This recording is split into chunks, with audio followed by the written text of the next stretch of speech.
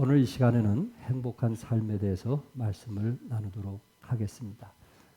인생의 행복은 많은 사람들이 재물이나 권력이나 권세에 있다고 합니다.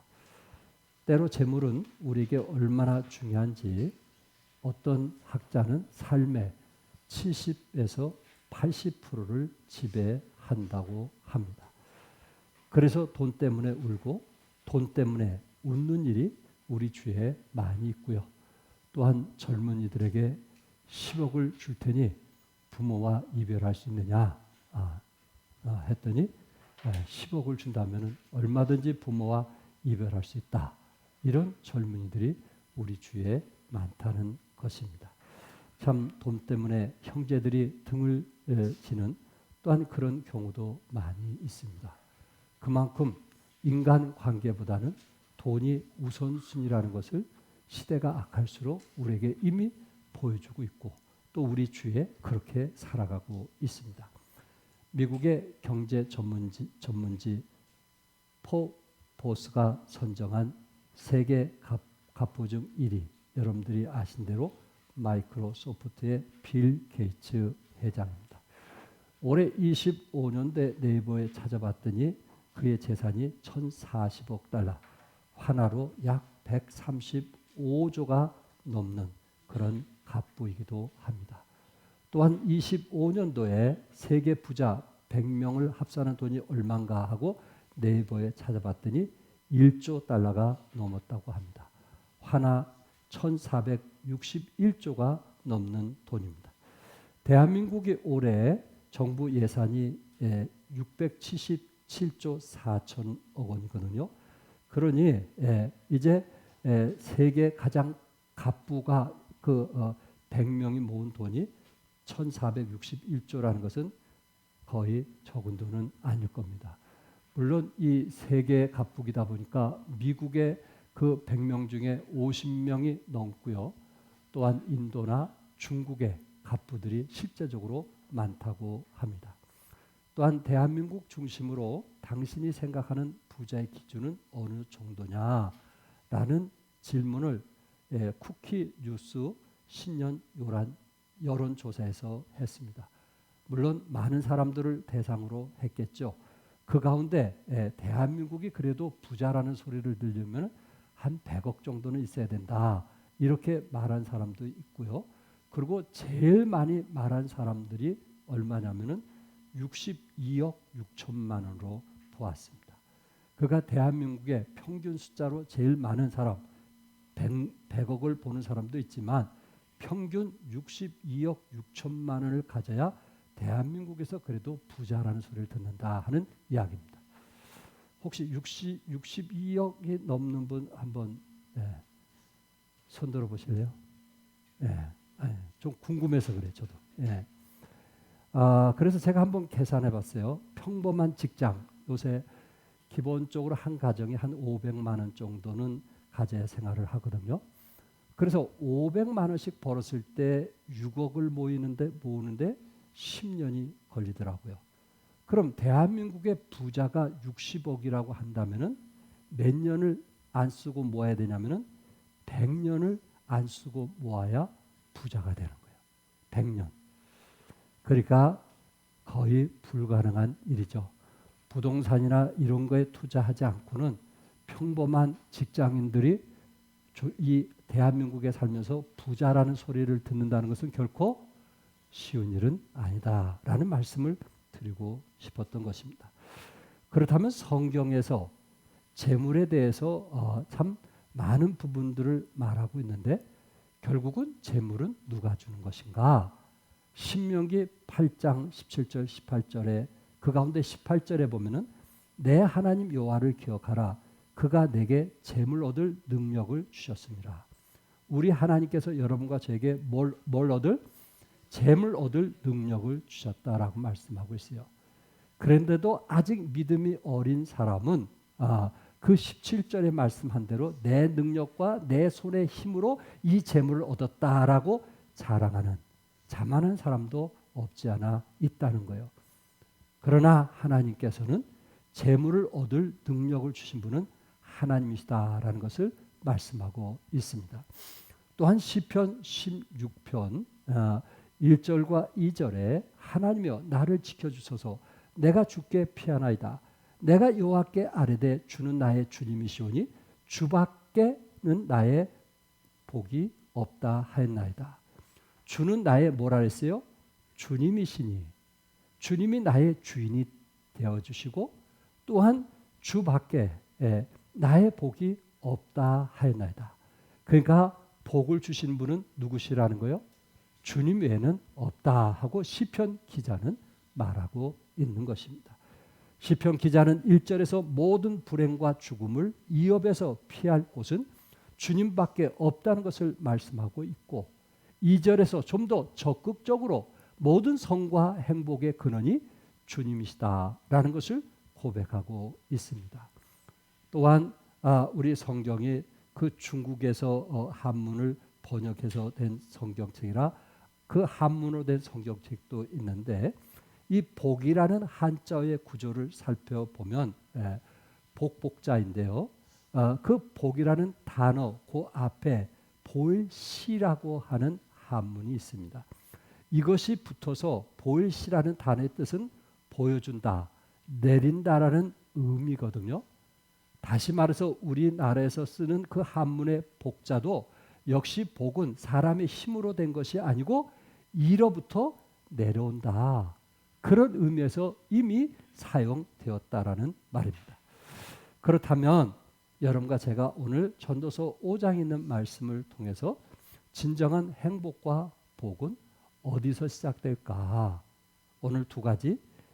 이제 행복을 세상에 두는 사람이 있고요.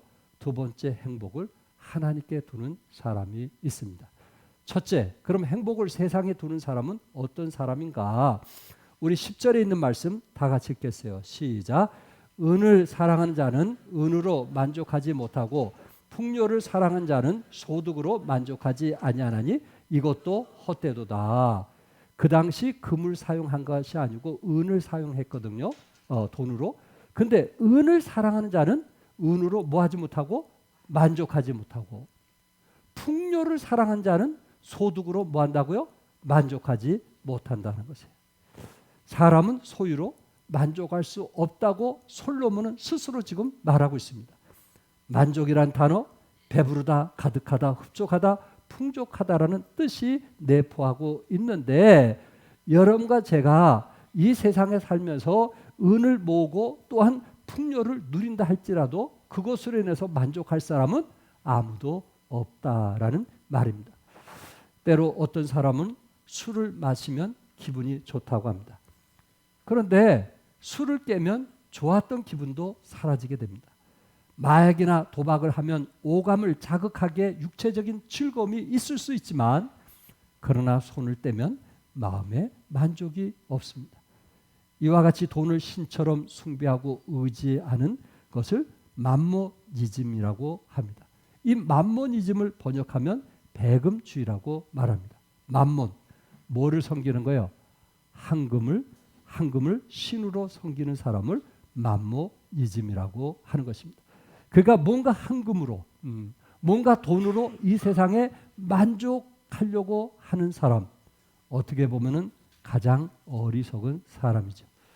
부라고 하는 것은 결코 만족할 수 없고 오히려 인간의 욕심을 증가시키는 속성이 있다는 것을 말해주고 있습니다. 부가 아무리 많이 축적되더라도 그것으로 인해서 우리는 만족할 수 없다는 것입니다. 왜 그럴까요? 사람에게는 욕심이 있다 보니까 더 많은 것을 원하게 되고 또 돈을 사랑하는 사람 가운데는 결코 원함이 있다 보니까 만족할 수 없다라는 것을 말해주고 있습니다. 제가 서론에 빌 게이츠 회장에 대해서 이야기를 했습니다. 그분이 지금으로부터 20년 전에 빌 게이츠 부부가 1997년 1억 1천만 달러를 들여서 시애틀 메다나시 호수변에 약 6,000평 대지를 샀어요. 5에이커 6,000평의 대지를 사고 그리고 그곳에 건물을 1,400평을 지어서 대저택을 짓고 살았습니다. 사람이 돈이 있으면 더 넓은 땅, 더 좋은 집에서 살고 싶어 할 것입니다. 그런데 그것으로 만족하지 않냐고 10년 동안 주변의 주택 9채를 비롯해서 모두 11건의 인근 부동산을 매입하면서 고용인들을 거주시켰다고 합니다. 참 만족하지 못하고 더 넓은 땅, 더 넓은 집들을 누리면서 살기를 원했다는 말입니다. 결국 그들의 욕심이 만족하지 못했다라는 말입니다. 진정한 만족은 어디서 올까요?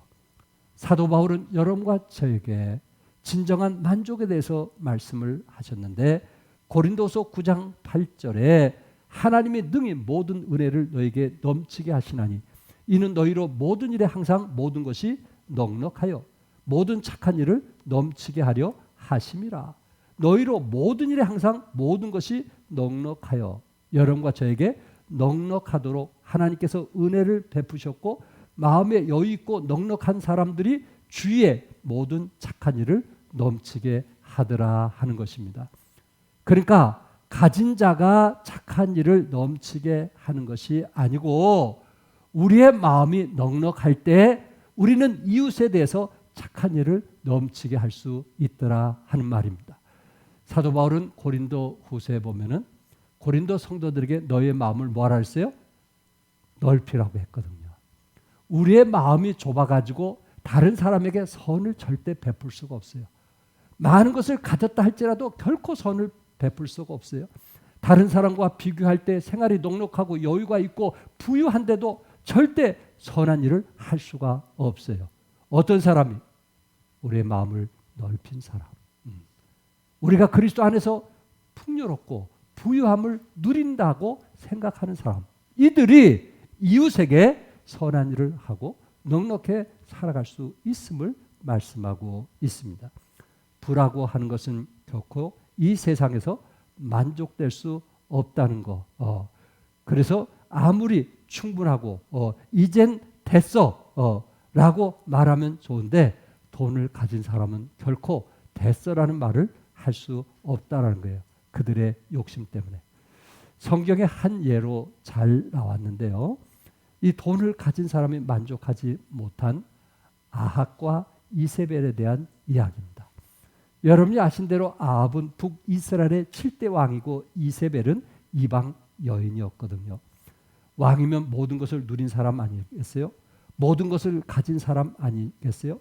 지금보다 그 당시에 왕은 권력이 지금보다 더 강한 사람이 알겠느냐 하는 거예요.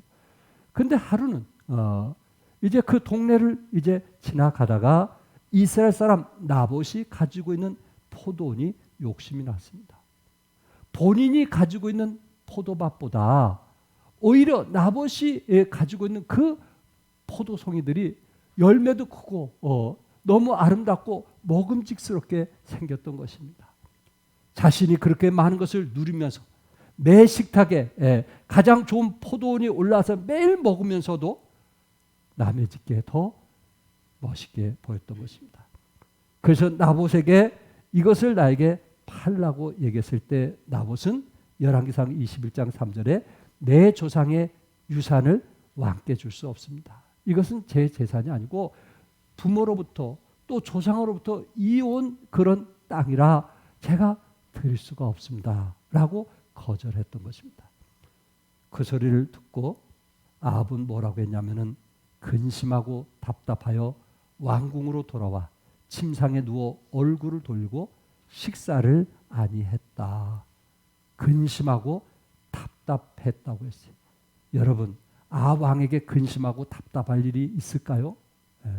모든 것을 가진 사람이 무슨 근심과 답답함이 필요하겠습니까? 그런데 그의 욕심이 끝이 없었어요.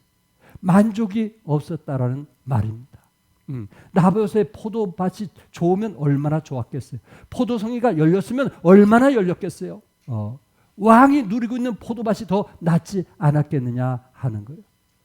그가 고민하고 또한 식사를 거르니까 부인 아합이 이세벨이 걱정하지 말라고 했어요. 걱정하지 말라고 그랬어요. 이세벨이. 그리고 나봇에게 거짓 증인들을 세워서 결국은 죽게 만듭니다. 열왕기상 2장 13절에 돌로 쳐 죽였다라고 말하고 있어요. 이게 우리 삶에 만족하지 못한 사람들이 참 드러나는 행위가 아닐까요? 만족할 수 있다면, 하나님이 주신 걸로 감사할 수 있다면 이렇게는 하지 않았겠느냐 하는 거예요. 11절과 12절에 재산이 많아지면 먹는 자들도 많아지나니 그 소유주들은 눈으로 보는 것 외에 무엇이 유익하랴. 노동자는 먹는 것이 많든지 적든지 잠을 달게 자거니와 부자는 그 부유함 때문에 자지 못하느니라. 오히려 소유주들은요, 오히려 일하는 사람보다 잠을 달게 자지 못하는, 오히려 부유함 때문에 잠을 자지 못하는 것을 말씀하고 있어요. 예, 우리 중소기업하는 사장들 보면요, 아시잖아요. 봉급 줘야지, 은행빚 갚아야지 하다 보니까 오히려 소유주가 더 힘들고 어려운 것을 우리는 TV를 통해서 잘 보고 있습니다. 어떻게 보면 남들 보기에 좋은 사업인 것 같지만은 빚 좋은 개살구처럼 오히려 소유주에게 돌아온 것이 없어서 더 힘들고 잠을 못 이루는 그런 삶을 사는데, 오히려 봉급 받는 사람들은 더 편안히 잠을 잘 수 있다라는 말입니다. 재물이 많아져도 만족할 수 없는 이유를 전도자는 두 가지로 말씀하고 있는데, 11절에 재산이 많으면 그만큼 소비되는 일도 많기 때문이고, 12절에 또 하나는 잠을 달게 자지 못하기 때문이라는 것입니다. 여러분과 제가 잠을 달게 자는 사람은 행복한 사람인 걸 믿으시기 바랍니다. 아멘요? 네. 잠을 달게 자지 못한 사람은 걱정과 근심 때문에 그렇습니다. 무엇 때문에 그럴까요? 돈 때문에 그러나요? 돈 때문에? 내 것도 아닌 돈 때문에? 예. 결국 재물의 결과는 어떻게 될까요? 15절에 그가 모태에서 벌거벗고 나왔은즉 그가 나온 대로 돌아가고 수고하여 얻은 것은 아무것도 자기 손에 가지고 가지 못하니라.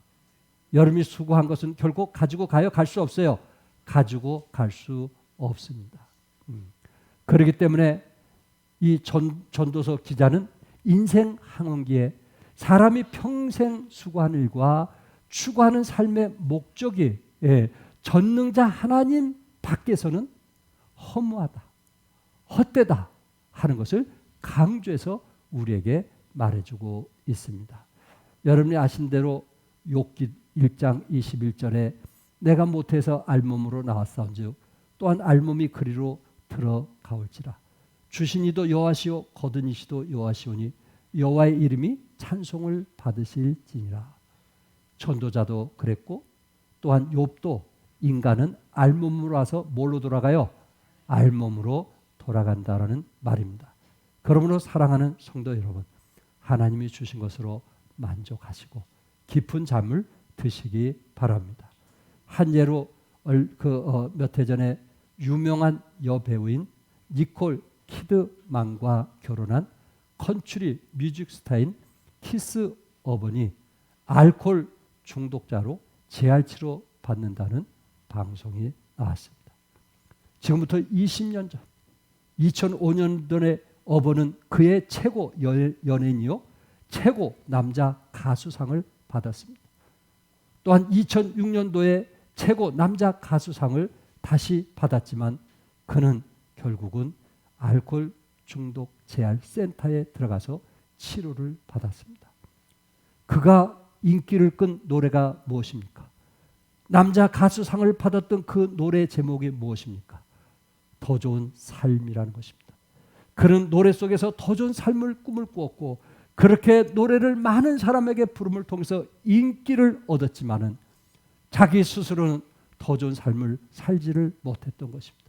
결국 알코올 중독자가 되었다라는 말입니다. 행복을 세상에 두는 사람들의 모습이 아닐까요? 여러분 혹시 베트남 가시면 공산주의에서 사회주의로 바뀐 것을 보게 됩니다.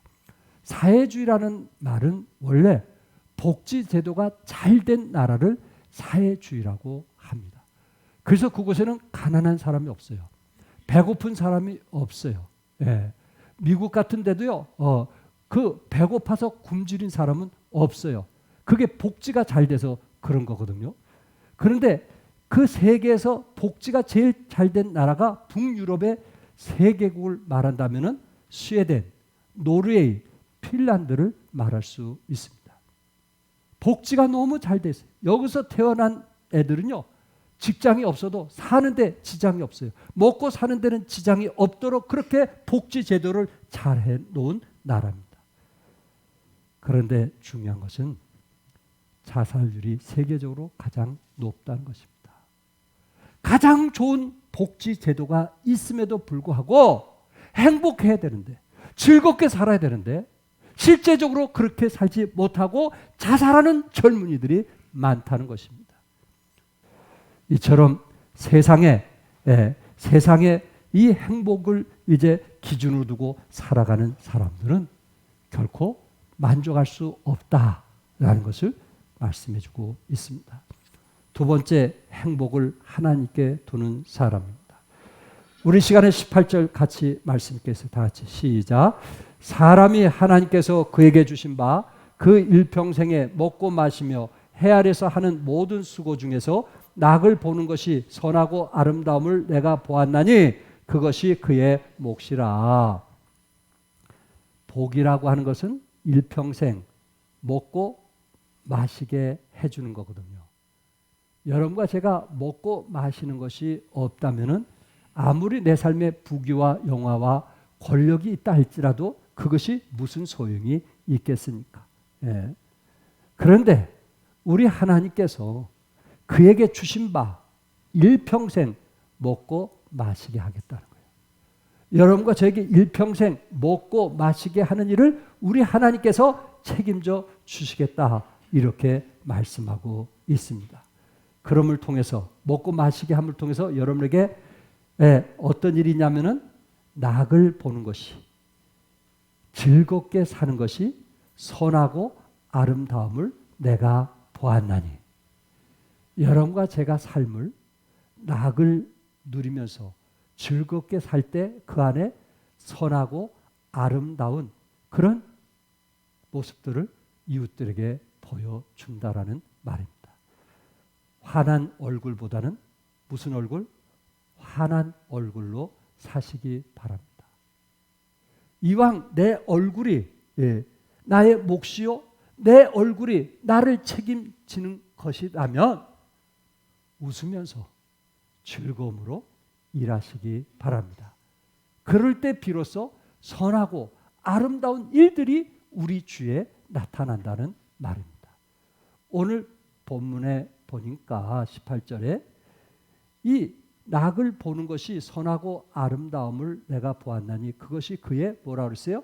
몫이라, 이렇게 말하고 있어요. 이 몫이라는 단어는 분깃이라는 뜻입니다. 하나님께서 여러분에게 주신 분깃이라는 거예요. 우리는 하나님이 주신 분깃으로 만족하고 감사하며 기뻐해야 되는데 사람들은 욕심 때문에, 뭐 때문에? 욕심 때문에, 미래를 위해서 저축하는 욕심 때문에, 끝없는 욕심 때문에 결국은 즐겁게 살지 못하는 우리 주위의 많은 사람들을 보게 됩니다. 여러분들이 정말 평범하게 어떤 사람이 생활하는 것처럼 그 정도로 생각한다면 만족하면서 기쁨으로 살아갈 수 있지 않겠느냐 이거예요. 그런데 너무 많은 욕심 때문에 만족하지 못하고 기뻐하지 못하니까 우리 생활이 즐겁지 못하고, 그러다 보니까 선한 일과 아름다운 일들을 남기지 못하는 거예요. 그 사람의 몫이라. 남과 비교하지 마시고 하나님이 주신 거 감사하면서 즐거움으로 섬기시고 즐거움으로 살아가시기 바랍니다. 그것이 여러분의 뭐라고요? 몫이다. 아멘. 하나님께서 배당된 몫이란 말이에요.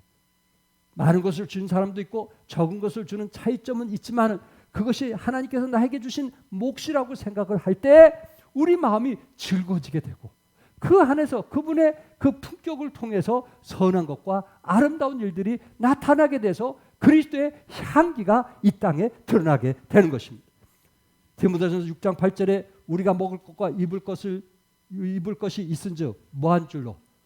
족한 줄로 알라. 입을 것과 먹을 것이 있으면 뭐한 줄 알라? 믿으시면 아멘 하세요. 하나님께서 우리에게 먹을 것과 마실 것을 주었다고 믿으시면 즐겁게 사시기 바랍니다. 수고와 어려움 속에서 하나님께서 우리에게 반드시 즐거움을 주신다는 것입니다. 여러분과 제가 즐거움이 없고 낙이 없다면 살 의욕도 상실하게 됩니다. 이 세상 사람들은 그 즐거운 인생을 위해서 건전한 취미, 오락, 이런 일을 하기도 하고요. 때로 물론 어떤 분은 안 좋은 일이지만 도박도 하기도 하고요. 또 어떤 사람은 바둑 두기도 하고요. 어떤 사람은 인터넷 들어가서 밤샘을 이제 즐기면서 살아가는 사람도 있습니다. 그러나 최고의 낙이 무엇일까요?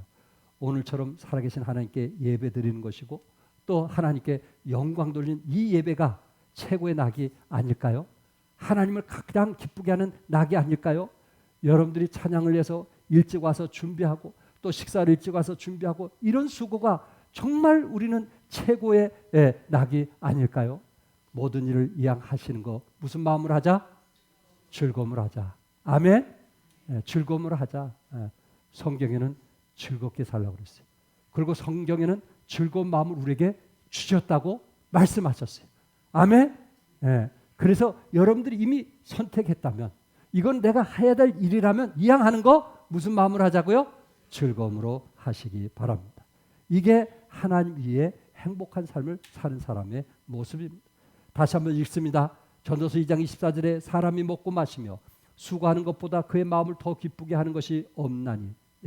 먹고 마시고 그리고 수고하는 것 이거보다 우리 마음을 더 기쁘게 하는 것은 없다고 했어요. 이것도 본즉 하나님의 손에서 나온 것이로다. 먹고 마시고 그리고 우리가 수고하는 것이 어느 손에서 나오는 거예요? 하나님의 손에서 나오는 것이라. 우리가 먹고 마시는 거 다 하나님께서 주셨단 말이에요. 음식도 하나님이 주셨고 그리고 여러분이 공기도 하나님이 주셨고 온 우주, 지구, 자연 전체 인간이 누리는 그 모든 것을 누가 주셨다고요? 하나님이 주셨다는 거예요. 그래서 마태복음 6장 31절과 32절에 그러므로 염려에 이르기를 무엇을 먹을까 무엇을 마실까 무엇을 입을까 하지 말라. 이는 다 이방인들이 구하는 것이라. 너희 하늘 아버지께서 이 모든 것이 너에게 있어야 할 줄을 뭐 하시느니라. 조금 크게 뭐 하시느니라. 조금 크게 뭐 하시느니라. 아시느니라. 우리 하나님이 아시느니라. 이런 복받은 사람 아니겠어요? 먹고 마실 것을 우리 하나님이 아시느니라. 그렇기 때문에 우리가 수고할 때 그 일을 즐거움으로 하자 이거예요. 직장 생활할 때 즐거움으로 하자 말이에요. 그래서 왠지 저 사람은 어려움과 힘든 부분도 있는데 어떻게 저렇게 즐거워할 수 있을까? 하나님 믿는 사람은 다르구나 하는 그 성과 아름다움을 보여줄 수 있자는 것입니다. 19절에 더 중요한 것은 또한 어떤 사람에게든지 하나님이 재물과 부여를 그에게 주사 능히 누리게 하시며 제 몫을 받아 수고함으로 즐거워하게 하신 것은 무엇이라 했어요? 하나님의 선물이라. 하나님께서 여러분 각자 몫이 있어요. 그것을 남의 것을 보고 탐내지 않는다면 여러분은 행복할 수 있거든요. 그런데 그 몫을 누가 주시냐면은 하나님께서 여러분과 저에게 선물로 주셨다고 했어요. 그 수고도 하나님께서 선물로 주셨다고 그랬어요. 그래서 시편에는 내 손이 수고한 대로 먹을 것이라고 했고 바울 서신은 수고하고 농부가 대가를 받는 것이 마땅하다라고 말씀하면서 하나님 주신 선물을 즐거움으로 살 것을 말씀한 거예요. 이여령 교수님이 이미 고인되셨지만은 마지막 수업이라는 책을 쓰면서 그 일을 김지수 작가가 이제 대필 하면서 마지막 인터뷰를 하는 거예요. 그러면서 이 작가가 이여령 교수님 임종을 앞두고 무슨 질문했냐면 교수님 마지막으로 인생이란 것이 무엇입니까? 한마디로 딱 인생이란 것은 무엇입니까? 한마디로 좀 해주십시오 했더니 이여령 교수께서 88년 살았던 내 생애 인생은 모든 것이 선물이었습니다. 모든 것이 뭐예요? 내 것이 아니라. 그 머릿속에서 많은 책들을 썼지만 그리고 내 딸이 나보다 먼저 죽었지만 그리고 내 손주가 먼저 죽었지만 한동안 같이 살 수 있도록 내 딸을 주신 거, 내 손주를 주신 거, 이건 전적인 하나님의 선물이었다라고 고백하더라는 거예요. 이게 전도서 말씀 아닌가요? 하나님의 뭐라고요? 선물. 우리 자녀들은 하나님의 뭐라고요? 선물. 예. 우리가 가진 재물도 하나님의 뭐예요? 선물이에요. 내 것이 아니라 선물. 내가 살아가는 동안 잘 사용하라고 주신 하나님의 선물이라. 전도서 5장 20절에 그는 자기의 생명의 날을 깊이 생각하지 아니하리니 이는 하나님이 그의 마음에 기뻐하는 것으로 응답하심이니라. 결론적으로 전도서 5장 20절에 보니까 자기 생명의 날을 깊이 생각하지 아니하리라고 했어요. 행복한 사람은 어떤 사람입니까? 생명의 날을 깊이 생각하지 않는 거예요. 자신의 삶에 대해서 지나치게 많이 생각하거나 고민이나 범민하지 않는다는 것입니다. 그러면서 하나님이 그의 마음에 기뻐하는 것으로 응답하시니라. 하나님께서 여러분과 제 마음에 기쁨을 주었다 그랬어요? 주지 않았다 그랬어요? 기쁨을 주었다고 말씀했어요. 즐겁게 살라고 뭘 줬어요? 기쁨을 주었어요. 이거는 세상이 주신 것이 아니고 하나님이 여러분과 저에게 예수 믿고 구원받은 사람들에게 기쁨을 주었어요. 우리 마음속에 기쁨을 뺏어가는 도적이 있는데 그게 뭔지 아세요? 탐욕, 야욕, 질투, 분노심, 교만, 이런 것이 하나님께서 우리에게 주신 기쁨을 한순간 뺏어가는 거예요. 그래서 잠언 17장 22절에 마음의 즐거움은 뭐라 했어요? 양약이라. 하나님이 우리에게 주신 엔돌핀, 기쁨이 있단 말이에요. 그것을 잘 누리면서 살아가는 사람이 있고 이런 탐욕과 야욕과 또한 질투와 분노와 교만으로 인해서 하나님이 주신 그 기쁨을 누리지 못하고 살아가는 우리 주위에 많은 사람들을 보게 됩니다. 미국에서 잘 웃지 않는 초등학생 10명을 대상으로 조사한 결과 왜 웃지 않을까를 조사했는데 그 몸 체내에 부신 발육이 불완전하다고 했습니다.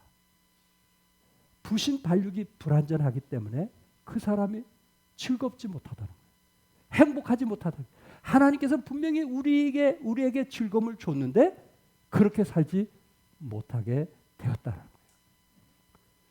박용빈이 쓴 웃음 치료에서요. 이분은 박용빈 소장인데 그가 쓴 웃음 치료를 제가 잠깐 봤어요. 그 중에 그 웃음에 대해서 이렇게 좀 찾아서 봤는데 성경의 웃음은 24번 나오는데 이분이 크리스찬인 것 같아요.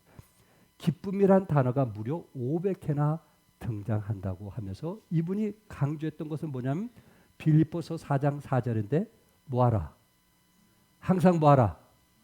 야, 나 이분 책 보면서 내가 오히려 감동이 되었어요. 야, 이런 성경 구절을 쓰다니. 항상 기뻐하라. 항상 기뻐. 기뻐하는데 어떻게 기뻐하라? 항상 기뻐하라. 여러분과 제가 예수 믿고 구원받으면 항상 기뻐하라고 말씀했어요. 그러면서 그 책자 속에 생리해부학자들은 우리 몸 전체 근육이 650개, 우리 근육이 650개가 되는데 여러분들이 그 건강하려면 항상 근육을 푸는 거 아니겠어요? 달리기나 뭐 하면서 우리가 근육이 풀 때 건강 체질이 된다는 거 아니겠어요? 650개가 있는데 달리기 운동을 할 때 그 650개 중에 400개 3분의 2가 움직인다고 그래요. 그래서 우리가 운동을 해야 된다는 거예요. 그런데 집에서 큰 소리로 한번 웃으면 230여 개의 근육이 요란하게 움직인다는 거예요. 건강하게 원하시면 웃으세요. 장수하기 원하시면 뭐 하세요? 웃으세요. 웬만한 소리 듣고도 뭐 하세요? 웃으세요. 그게 장수하는 거예요. 그게 스트레스 안 받는 거예요. 1분 정도 웃으면 10분 정도 조깅을 한 것과 비슷한 운동이라고 그래요. 미국 인디아나주 볼 메모리얼 병원에서는요. 15초만 웃으면요. 수명이 이틀을 더 연장한다고 그랬어요.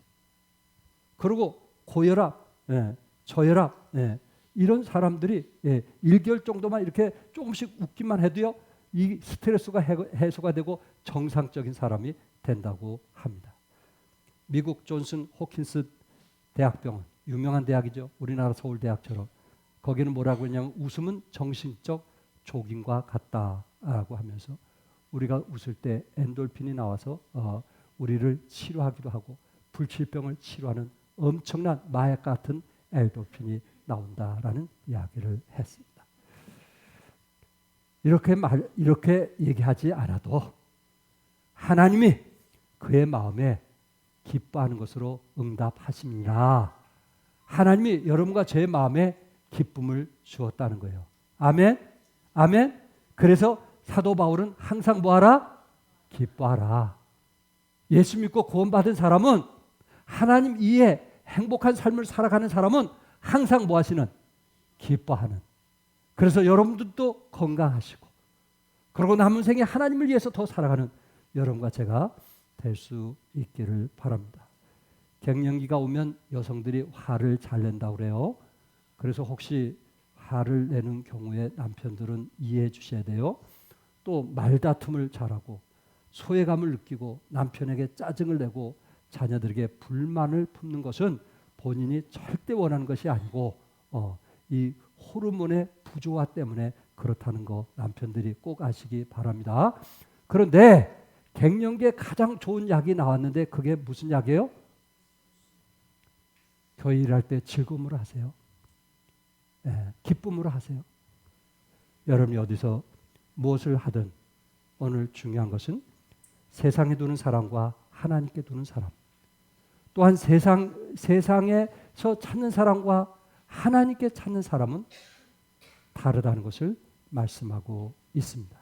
하나님이 허락하신 수고는 먹고 마시고 또한 피로를 채워 주시기 때문에 여러분과 저는 즐거움으로 수고할 수 있기 바라고 그 즐거움으로 수고함을 통해서 선과 또한 아름다운 일들이 여러분 삶을 통해서 그리스도의 향기로 드러내는 우리 종합교회 성도님 되시기를 주님의 이름으로 축복합니다. 기도하겠습니다.